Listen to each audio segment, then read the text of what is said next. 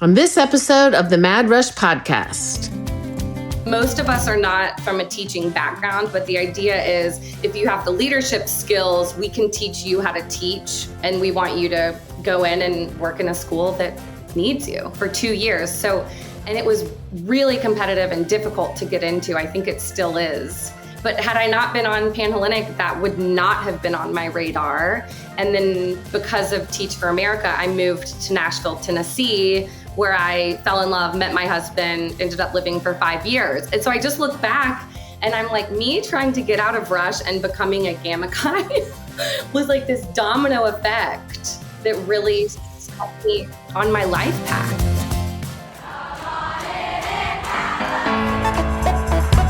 Welcome to the Mad Rush podcast. I'm Trisha Addix, the original sorority rush consultant.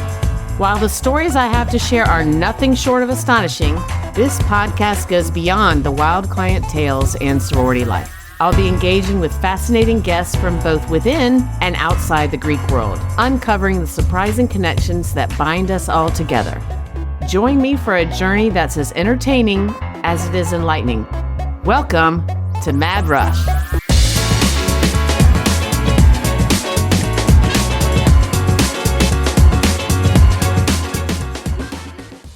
Learned so much and made so many connections already in this Mad Rush podcast journey. And while today is no exception to that, I'm excited to talk about some of the crazier rush stories we've seen with my guest, Mary Corder Harrell. Thank you so much for being with us today.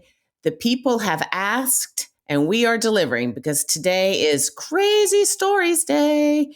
We're going to get into a little bit more deeper stuff too, but it's going to be fun and interesting and all lighthearted and not dramatic necessarily, but just interesting. So welcome, Mary Corder. Thank you. I'm so excited to be here. I love your vibe. I love the way you empower women. Thanks for having me. Of course. So Mary Corder is a native Atlantan, which I think you and my husband are about the only two people I know that are native here. That's an exaggeration, of course. But anyway, she's a successful realtor with Sotheby's here in Atlanta. She works alongside her mom, Betsy Marr. She's based in Grant Park and Chastain Park, but they work in all areas of Metro Atlanta and were named the number 10 small team in the city in 2023, which that's huge because Atlanta is freaking big. So I'm so impressed with her work ethic and tenacity, and I know these traits extend to her real estate career too, but for today's purposes, we're going to talk Rush. So Mary Corder graduated from the University of Georgia and was the Panhellenic VP of Recruitment in 2011. I'm so excited for this episode. Can't wait to get started. But first, give us a little background on you and your involvement in Greek life, whatever. I graduated from St. Pius and went to the University of Georgia. I grew up in Can I interrupt you and tell you a St. Pius Marist joke? Yes. Okay, so my kids went to Marist and I started at Marist. These two Catholic, so the joke's gonna kind of maybe fall flat because that's okay. My kids went to Marist and there's a big rivalry. And I heard this joke and I thought it was hilarious. So they're two Catholic, for those of you listening, there are two Catholic schools, high schools in Atlanta. Actually, Marist is middle and high. But what is the only thing that Marist and Pius students have in common? I don't know. They both applied to Marist. Anyway, we'll start back with your background. That's my favorite rivalry joke. And I love I think you can use it with any school, honestly. For sure. Okay. So go back. I'll quit interrupting you with stupid jokes. I love the jokes. Keep them coming. I graduated from St. Pius, went to UGA despite growing up in an Auburn family. I mean, I grew up a diehard Auburn fan. But then you get into Georgia and you visit Athens and realize this is a pretty sweet deal for a really special place to live. So made the decision to go to Georgia and always knew I would go through recruitment. Both my parents were involved in Greek life. And that was sort of the path. I had high school friends who were older who went on to go through recruitment at various schools. So that was kind of always the plan. I went through as a freshman. I lost my voice for the whole week, Trisha, like could not make a peep. Wait, you couldn't talk in Rush? I couldn't talk. What did you do? I could barely whisper. Oh my I don't know if it was like the overwhelm or what was it, but my voice just disappeared. So I had an interesting experience. Wait, how did you do that? I just had to get really close and try to whisper as best I could. So this is a good thing to hear because, and Mary Harris, who's one of my mentors, talked about this. Rush is not perfect for everybody, but if you embrace it, I'm still a little confused about how, especially when you went through, it wasn't virtual, so it was pure T chaos in the houses and loud. Completely. I would say for the first few days, I had a little bit of a voice, so I was able to make connections. So in the really chaotic rounds, you had a little bit of a voice. But then it gradually disappeared, which was stressful, but maybe also kind of nice in some ways. So I ended up pledging Phi Mu. I didn't have a super difficult decision. There were, I don't remember my top 3, but wound up a Phi Mu. And it's a whirlwind, as we all know. I would say that I think it felt for me, you have your bid day and then you're thrown into more plans on top of those plans, which I think I'm just someone who needs and craves downtime. And so I think for me, I've just moved out of my family home and now I'm thrown into living in a shoebox with another person in the Brumby dorm and also just these constant plans. So it was hard for me. I'm not someone who thrived or loved it from the moment I joined. I think also, this will sound like a joke. I'm being serious. I grew up with a sister in my family who I love and adore. We're very close to this day. And something about the sisterhood or these are your new sisters just didn't resonate with me. And I think it just felt like a lot of pressure to be really close with these people immediately. And I'm someone who really values female friendships, but I'm not like ready for a group of 50 girlfriends the day after. I love that you're saying this, and I love that you're saying this right now.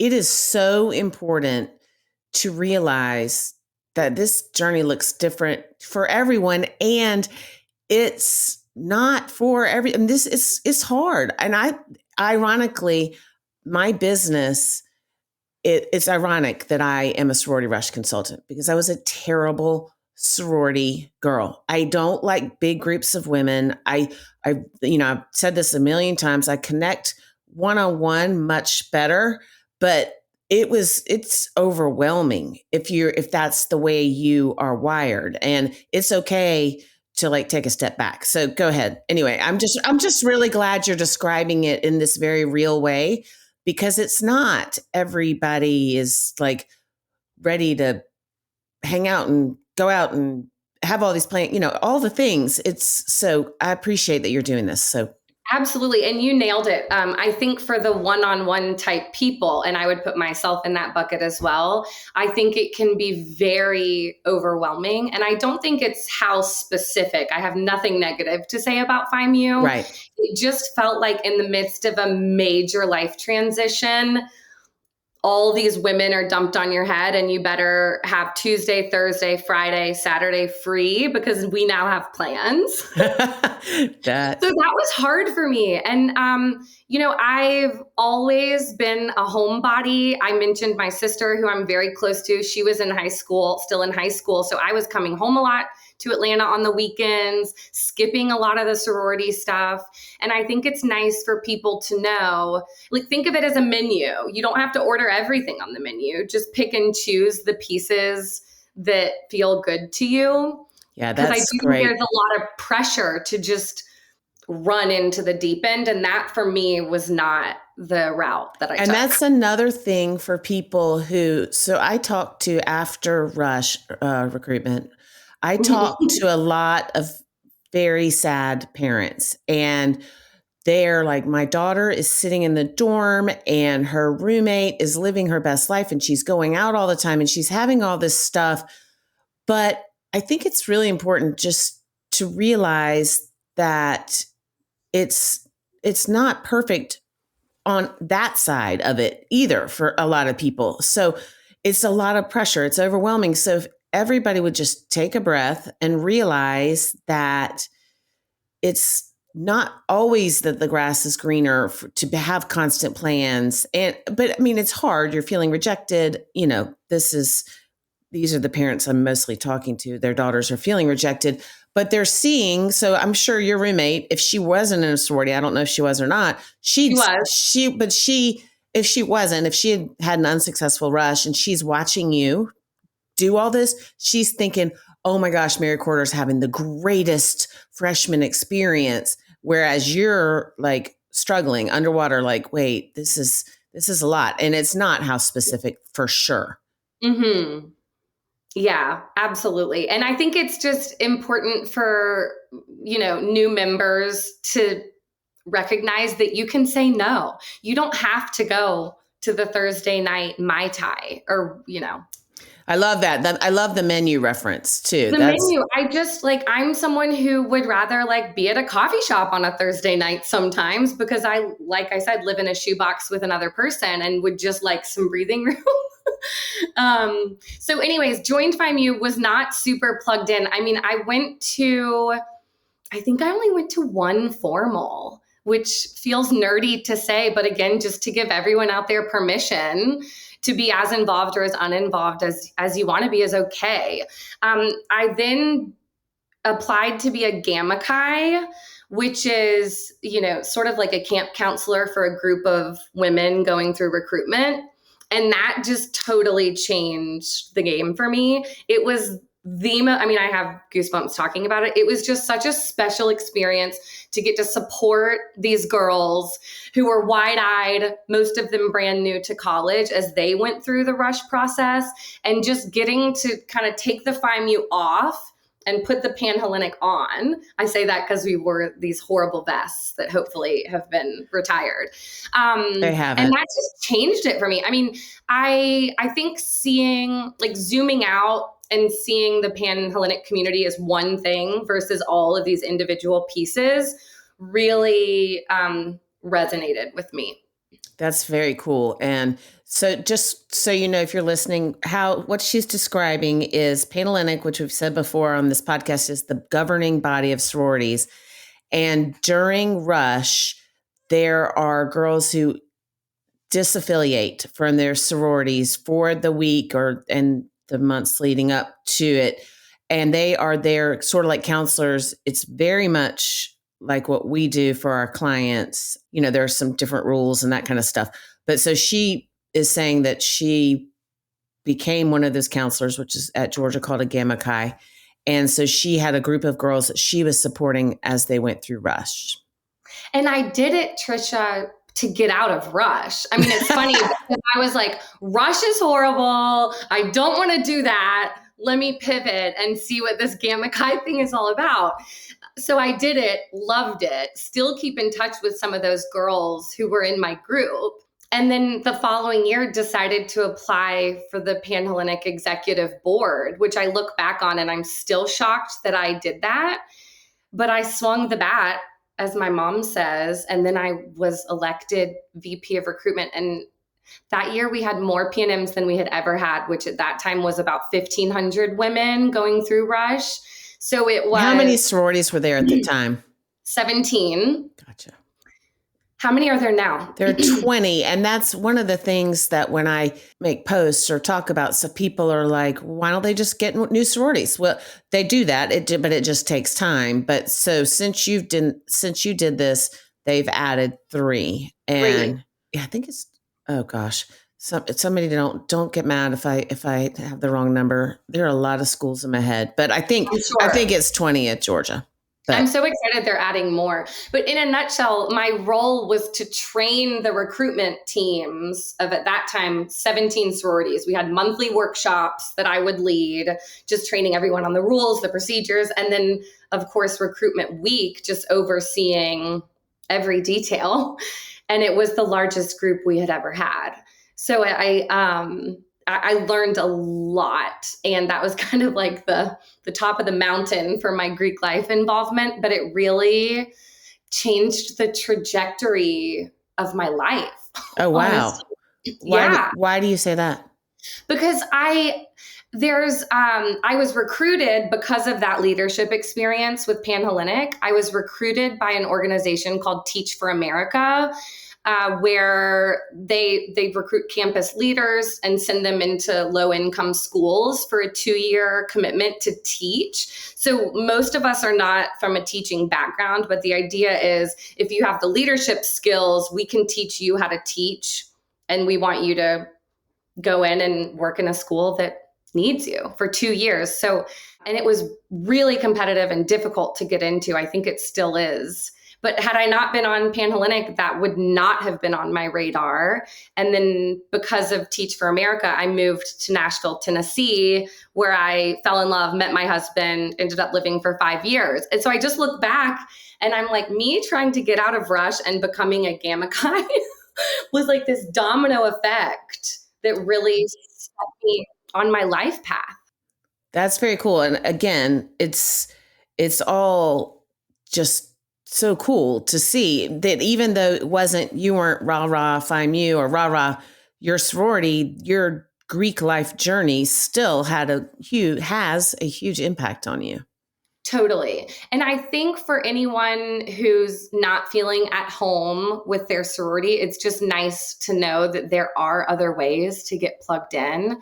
I mean, I know just the Panhellenic Council, there are representatives from every sorority, the Gamma Chi role that we talked about, but there are options. You don't need to drop out of the sorority. I remember having that conversation with my parents. Like, I'm not really going to anything. Should I stay in this? And they're like, you're going to be glad later if you stay in it. And I'm glad, especially now working in real estate. It's nice to have those connections. Mm-hmm. But I'm so glad I hung in there and just found my spot.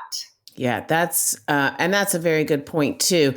I had a DM from someone who did drop out a long time ago, and she wants to reinstate in her sorority. And she was asking me if I would look at her letter just because she doesn't know the current sorority world or whatever. And I was very struck by the fact that someone my age, or I don't know how old she was, but who this was just this week. I was struck by the fact that she wanted to reinstate with her sorority for a lot of reasons. As an adult, she wanted to, get involved and give back. And she felt like that was a way she could do that. And I mean, I don't know how it's going to work out because I do think it's a process, but I think it's very interesting that she wanted to, but she did drop out. And, that's also how Greek life affected her life in a different way, Mm-hmm. Now she's looking back on it. So it's totally. So yeah, are you glad you didn't drop out? And obviously I am. I mean, I look back at my college experience and the highlight reel, so much of my highlight reel comes from my time on the Panhellenic Council. It's how long is that term? 1 year. Okay. It's 1 year, and we're all from different sororities or a mix of sororities. And, at UGA, the Greek life office is called the GLO, GLO. And I just it was so nice to have that home base and that group from all of the different houses. And I think that was my other big takeaway from my Panhellenic experience is just, we hear about the sororities and the reputations and which are the good ones, which are the bad ones. But then you get there, and when you really get to know people from all of these places, like, we're all people. Right. We're all great, mostly great. And I think some of, looking back, some of my favorite people were in sororities that were not on my radar when I went through. And so I think just to have an open mind is so important. And it's also important to see, okay, so a sorority may have a party girl reputation, which FIMU kind of does, not in a bad way, but good time, go out, that kind of stuff.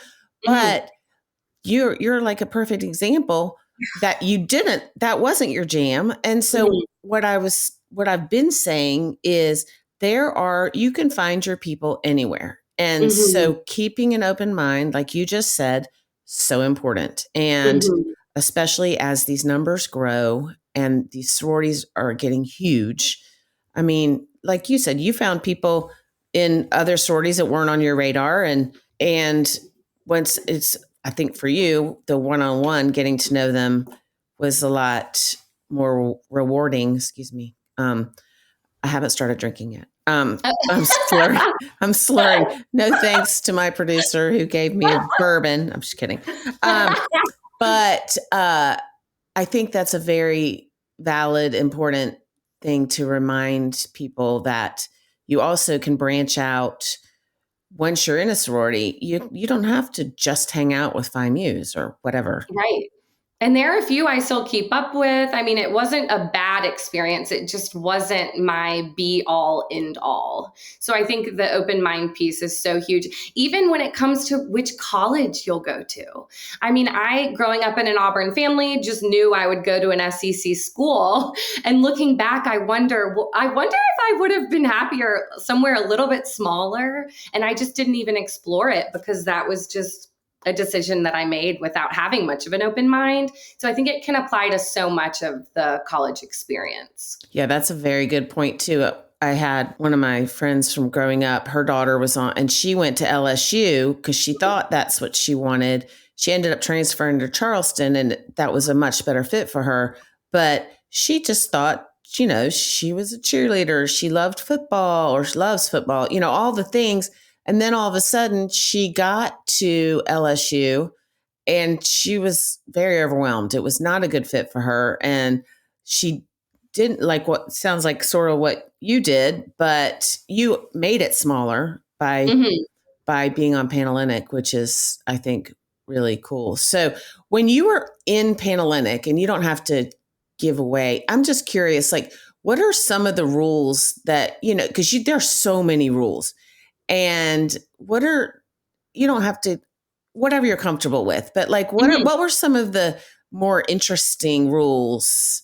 I would say the most dramatic is the disaffiliation that has to happen for recruitment. I mean, my 21st birthday was during recruitment, when we are not allowed to communicate in any form with the people in our sorority. Does that happen though? I'm just curious. I would say in most cases, it's probably not 100% abided by, but there's definitely a large degree of separation that happens. And I just remember it felt so bizarre. It's my 21st birthday. That's a big birthday. My two roommates at the time were FIMUs, and I couldn't speak to them. I mean, I'm sure I got a happy birthday text, but usually I'd be doing something with them. And instead I'm in my atrocious vest that I mentioned, like sweating in the Greek life office. But I think that's the most dramatic. I mean, they take it so seriously just to eliminate as much bias as possible when it comes to the process. And of course there will always be bias, but that was, something about a birthday during rush week felt really intense. I was tired. It was not ideal. Yeah. I've actually heard a few stories where bid day has been on someone's birthday, the P&M's birthday, and they didn't get into a sorority. And so that birthday will not be a good one. Yeah. I mean, that hurts my heart. I know it's all of it hurts my heart. It's why I do it. This is why I do what I do, because it's just all you want is to find your people and belong, and it's hard. It's a hard system to navigate. So what about the rules for the sororities and the P&Ms? Because I have a crazy story. It wasn't at Georgia, but I'd love to hear. Well, so it wasn't at Georgia. and I don't know how they got away with this, but this sorority contacted people that they wanted to be in their pledge class. So you, Mary Corder, would get a text from this sorority and say, hey, when you're doing this, your video. So P&Ms, all right, I'll back up for people who don't know what I'm talking about. So the sororities do a video of introduction. They're Hollywood productions. I mean, not really, but they're so well done. And they are introducing their chapter to the girls going through Rush.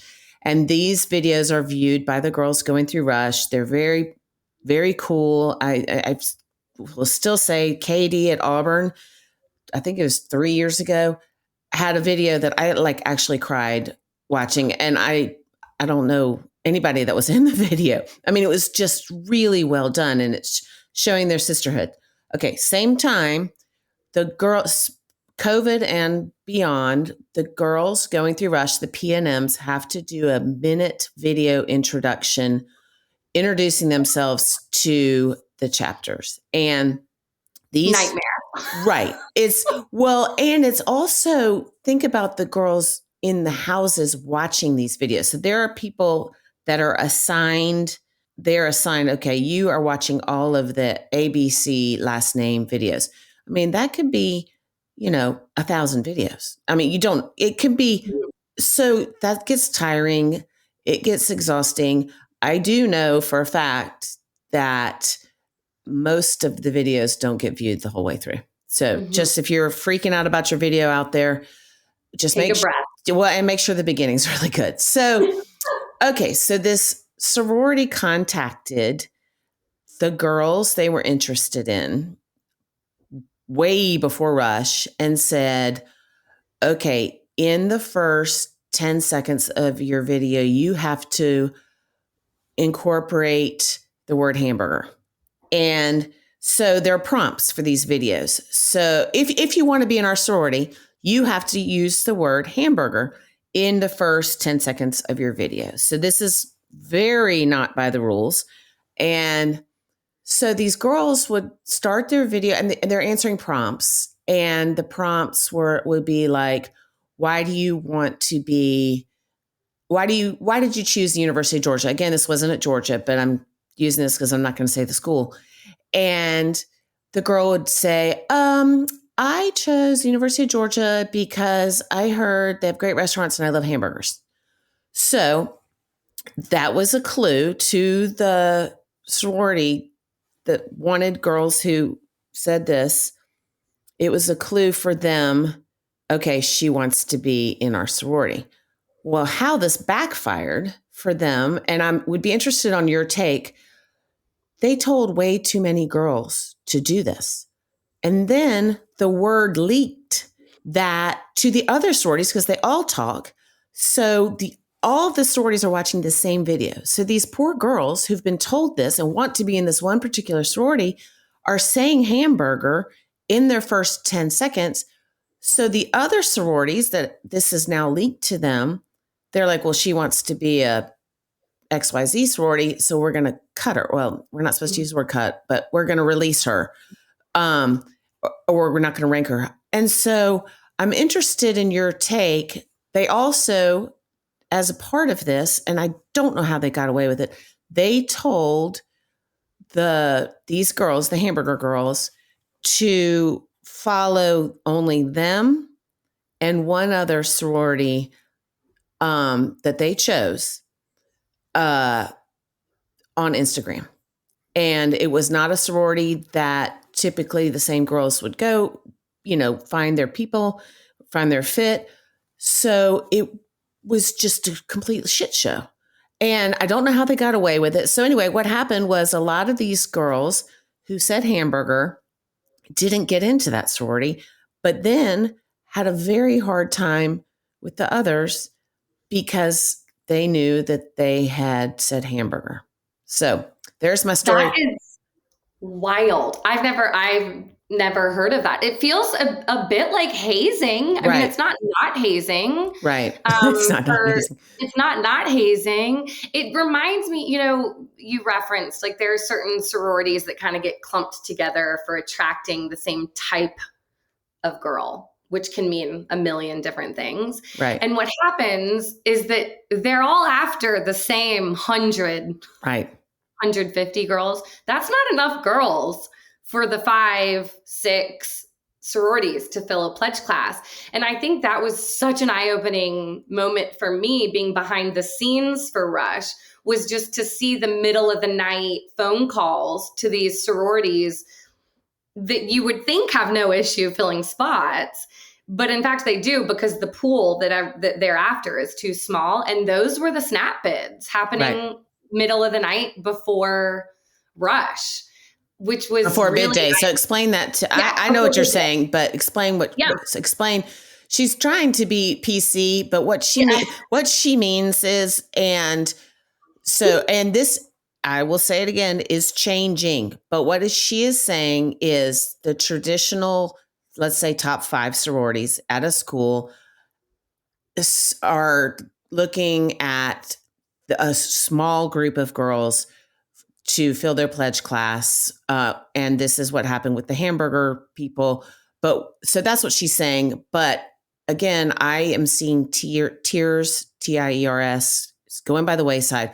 But it has been it's been a thing for a long time. So what she's saying, trying to be nice, is that the top sororities are vying for the same group of girls, or they were back in the day, and still do to some extent, even though it's not going to be possible for much longer. But so go ahead. Sorry. I just wanted to say what you were trying to be nice and not saying. I love it. And it's just a case where the math is not mathing, Right. Like there are only so many of these girls. And because a lot of recruitment can come down to who you know, it's like, okay, the girls who know older, I'll call them women, in those sororities, it's like, that's your connection, that you're kind of in that funnel at that point. But the hamburger thing makes me so sad. Yeah, it was very disheartening, and it's an example of the inmates running the asylum. I cannot imagine how they got away with that, meaning with their sorority. Like this couldn't have been a decision that was made like in the open, in the chapter room. That's not a thing. And so this group of girls, probably vigilante, decided to do this. And so I was curious, like, if there's no way Panhellenic knew about that. So no. I know that they would have been, but what would have happened if Panhellenic did find out about that? That is so unprecedented. I have no idea. So let's say a sorority breaks a rule in general. Mm-hmm. In general, is it a fine? Mm-hmm. Is it a fine? Is it suspension? And I was lucky not to be on the judicial wing of the Panhellenic Council, but I think probably fines. I mean, the hamburger thing is wild to me, just thinking about the fact that these girls have never spent any time with that sorority, right? You said that was like the intro video. Correct. Before they even stepped foot. Right. Yeah. And that's also goes back to what I've said before, and trying to make it my mission to make people understand this. And the challenge is, okay, I've heard that this sorority is so good.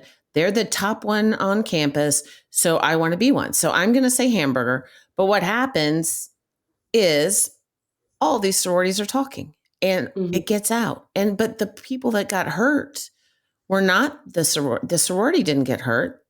It was the poor girls that somehow they didn't have a Rush consultant saying, don't freaking put hamburger in your video. The pitfalls of that far outweigh, and they didn't know. All they were going on was a reputation. And that is not how you want to pick a sorority, because then, like you said, or like we said, if you're picking a sorority because of the reputation, there are going to be people in there like you, Mary Corder, who maybe didn't like to go out as much as the reputation. And I'm not saying anything about FIMU. I'm just using it as an example. But, if they have a reputation of being good time party girls, go out, which they don't. The reputation I think FIMU has is they are fun girls, but not like crazy wild, whatever. It doesn't matter what I think. But if you're paying attention only to the reputation of a sorority in any way, shape, or form, that doesn't make, it's just not how you're going to find your people.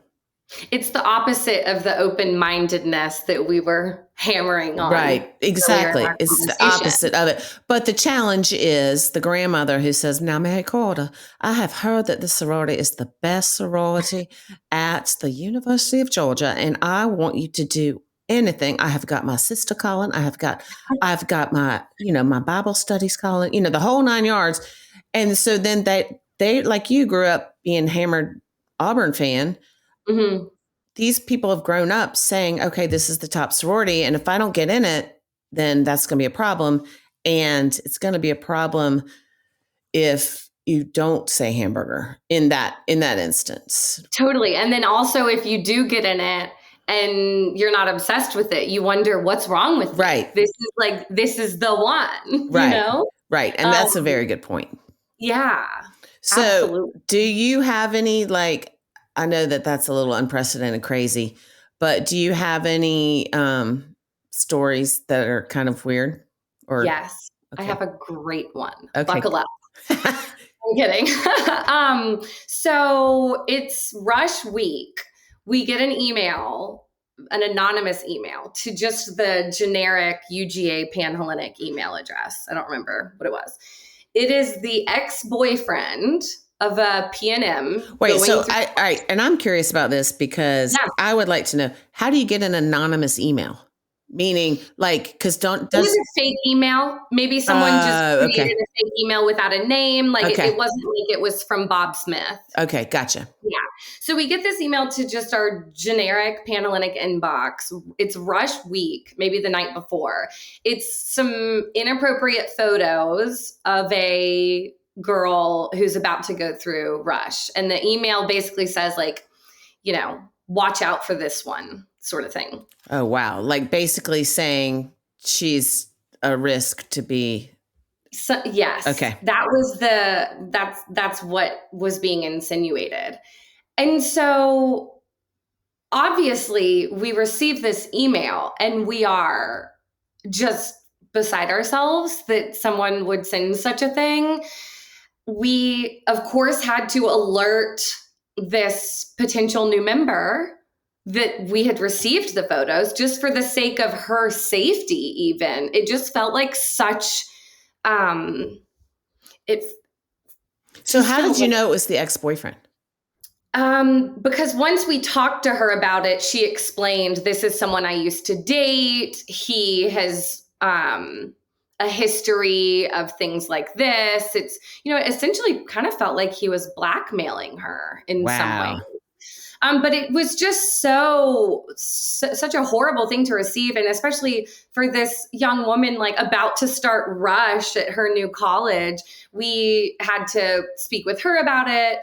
I spoke with both of her parents about it, who were just distraught, as you can imagine, as anyone would be. And, like I said, there were kind of some safety concerns as well. So she and I, the P&M and I, literally ended up sharing a hotel room for Rush Week because we were like, this is how we're going to keep you safe. You're going to stay at the hotel where we're staying. Because, for Rush, when you're disaffiliated, you're not sleeping at home. Right. You're sleeping at a hotel so that you're away from your people. So she and I, Trisha, spent the week sharing a hotel room together. To this day, we keep in touch. I adore her. I have permission to share this story without any identifying detail. Did she pledge a sorority? She did, yes. She did. Well, and that's really cool that you all did that. And that also brings up something I want to say. So, and there's a lot of scary stuff out there that happens like that. And I get panicked calls from parents. And it's usually the parents because the girls are mortified and they're like, wait, this happened to my daughter. Is Panhellenic going to ding her? Are they going to tell the sororities? And I'm like, Panhellenic they're not out to get they are wanting you to go through rush and have a safe rush experience and so the thing is I feel like sometimes their hands are tied. I'm not talking about Georgia in particular. I'm just saying there are a lot of problems I see in the Panhellenic system, but it's not because they don't care and they don't want this to work out for people. And they're not going to send, like, I have had a very similar situation, not with the hotel room. I think that's super cool that you did that, where the girl was very concerned that Panhellenic was going to share this. So, like, let's say they got those inappropriate photos, and instead of supporting the girl, they would send those out to the sororities and say, okay, this girl is coming through rush, and they don't do that. That's not going to happen. That would never happen. And that is, so if something like that has happened to you, and I know it has, because I've talked to a lot of people in the past, even month, stuff like that has happened. Just trust that they're on your side. We want this to go as well as it can, right? For everybody involved. And I think when something like that pops up, I mean, there's certainly no manual. Here's what to do when you receive photos from a crazy ex-boyfriend from high school. It was just, especially, week of rush, things are just crazy. We're hardly sleeping. We're like, okay, what do we do? Here's the plan. And I think her parents were very grateful, and she was too. And she's just the loveliest, most wonderful person. And I bet she was terrified until terrified. I'm not talking about like physical safety. I bet she was scared. Oh my gosh, this is going to ruin my chances. Totally. And it didn't. No, that's why I knew the answer, not because you told me, but just because I know the way the system works. And I know that you're supporting her meant so much to her. And I bet her parents are so grateful to you and Panhellenic, and to the people that think that they can do that kind of crap. You're not going to win. So just don't try. Talk to me about what you were the first group to do.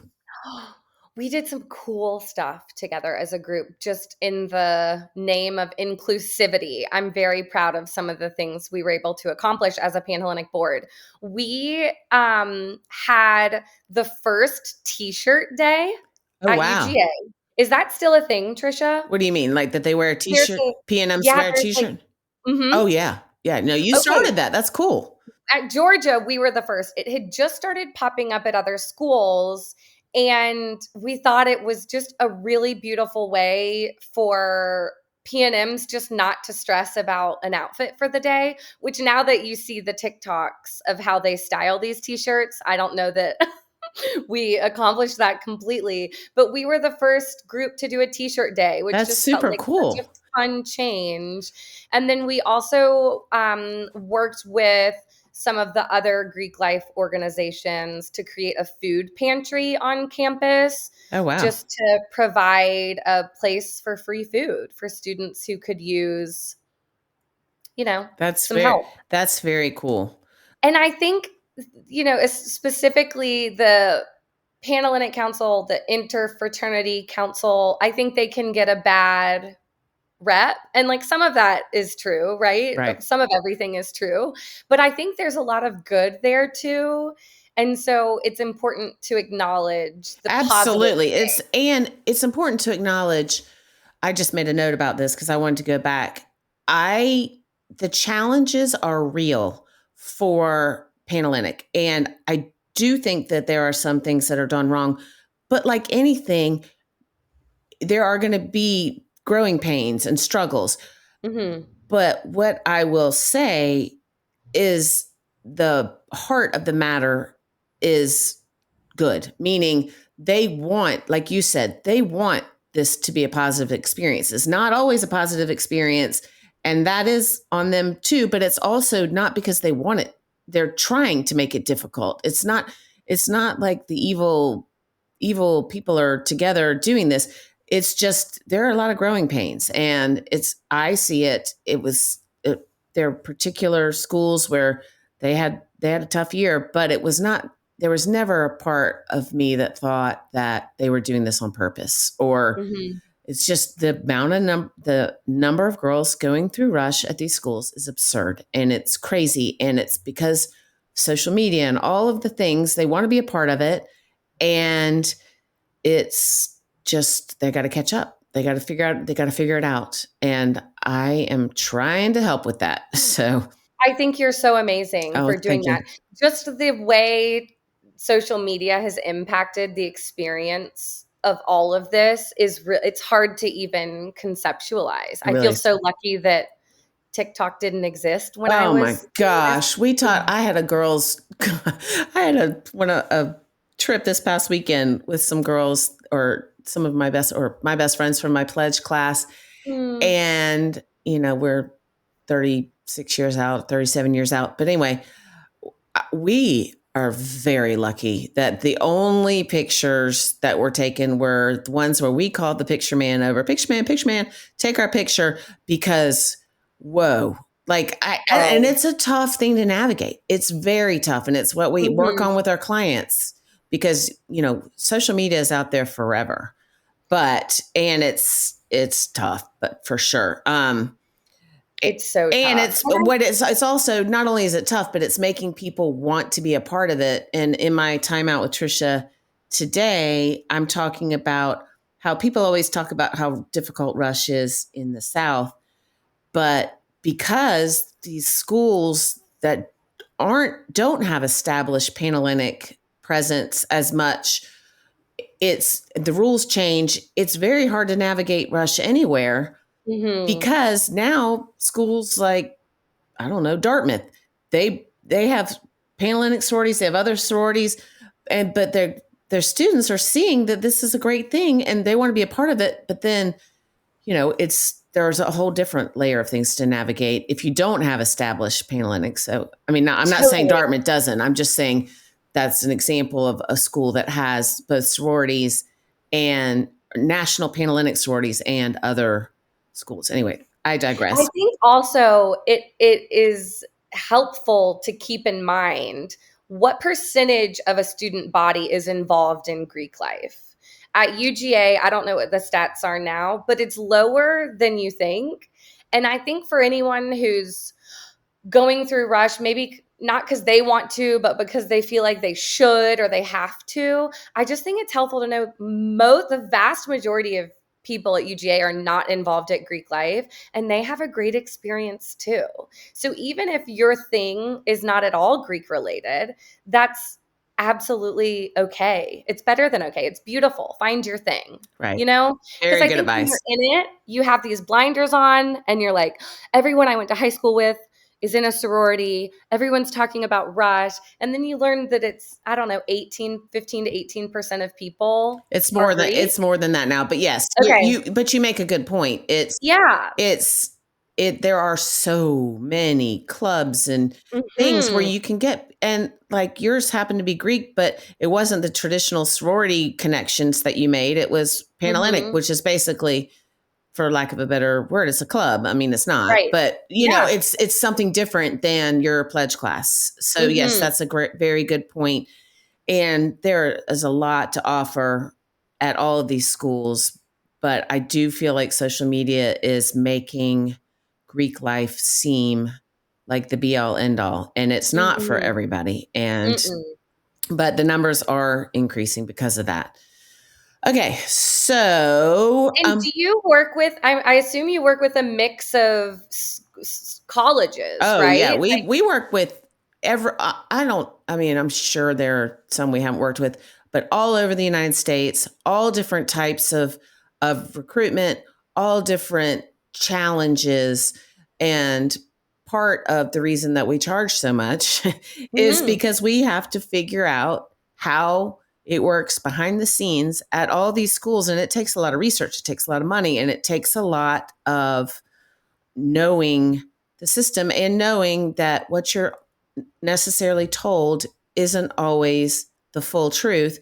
So if you, for example, told me, oh, everyone that wears a blue shirt is going to get a bid from whatever. That's a completely absurd example.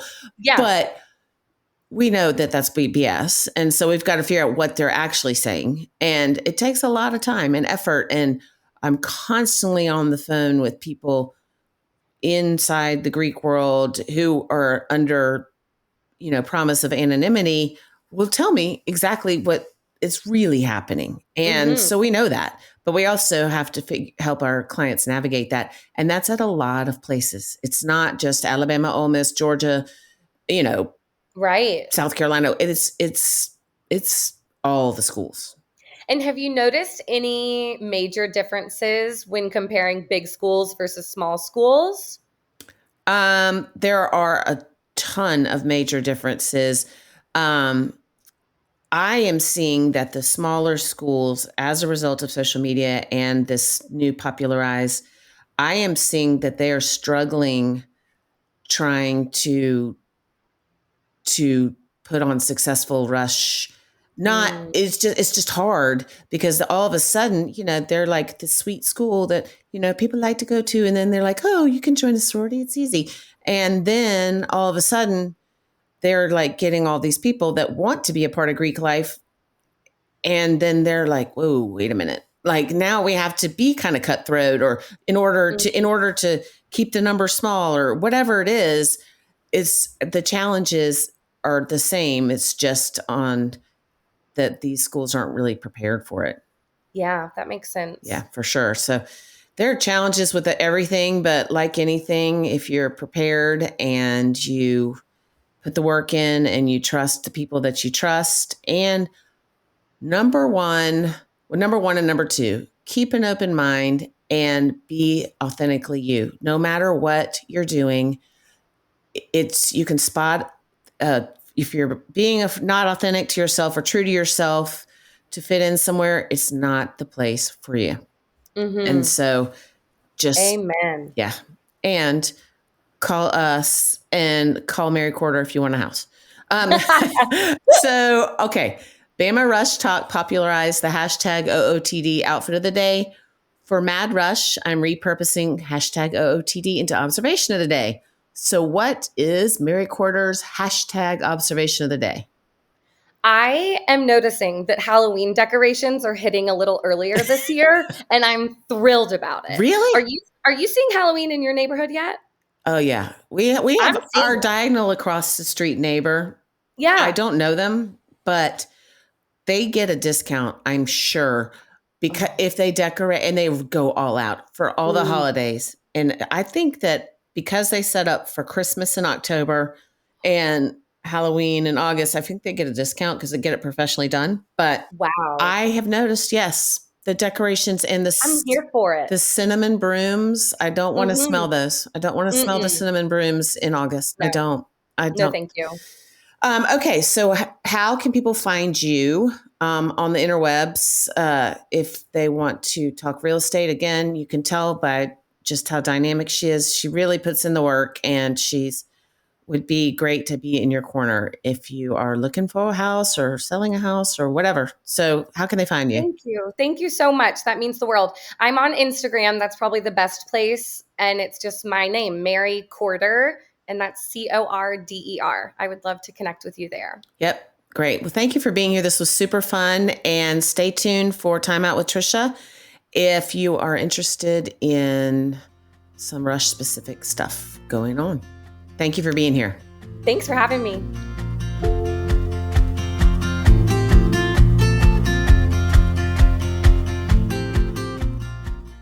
Welcome to Time Out with Trisha. Because can you really give advice if you don't speak about yourself in the third person? I don't think so. This is exactly how I speak to my clients. The good, the bad, and the ugly. So listen to me. I know what I'm talking about. Now let's get into it.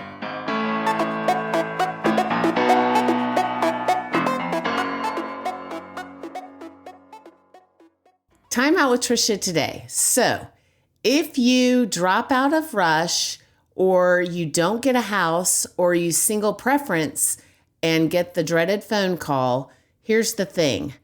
The slate starts clean. So if you do SNAP and COB bids, that is not based on the houses you got back for Rush. That is a new list that So if you didn't get a house that you wanted back like early in the process, it is possible to get a snap bid or a COB from that house. If you take a bid and then drop out before you're initiated and you want to go back through rush in the fall, then you can totally do that. You won't get a bid from the house you dropped, but it won't hurt you with the other houses. They understand sometimes it's not a fit. So do what works for you. DM us, call us, we can help navigate this, but don't worry about it hurting you for the next season's rush. I hope that helps. And that's it for Time Out with Trisha. We'll see you on another episode of the Mad Rush Podcast.